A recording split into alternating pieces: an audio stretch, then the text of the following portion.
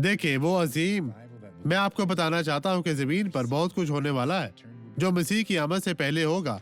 ये बहुत ही अफसोसनाक है, लेकिन ऐसा होने वाला है। यशायाह नबी ने इसके बारे में यहाँ पहले ही पेशगोई की है।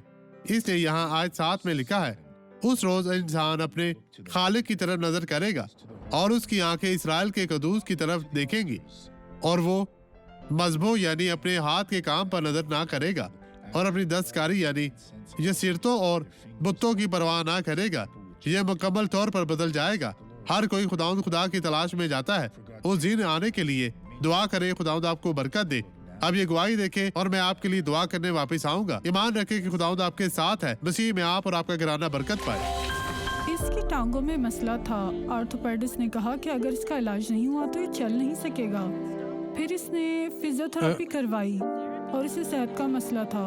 उसकी सर्जरी करवानी पड़ी, लेकिन मैं पहले ही इसके इलाज पर भाई मैं आपसे पूछता हूँ, आप भी ये मान रहे हैं? मुझे बताएं। मैं हूँ। ठीक है, तो यहाँ अकेले चले, हाल में चले। यहाँ आपके पीछे पास्टर मौजूद है, चले।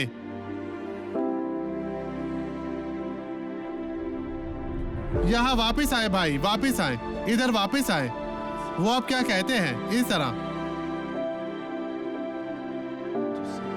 मुझे बताएं भाई। मैं ठीक हूँ। तब आप ठीक है। क्या खूबसूरत बात है। इस खूबसूरत मुस्कुराहट को देखें भाइयों।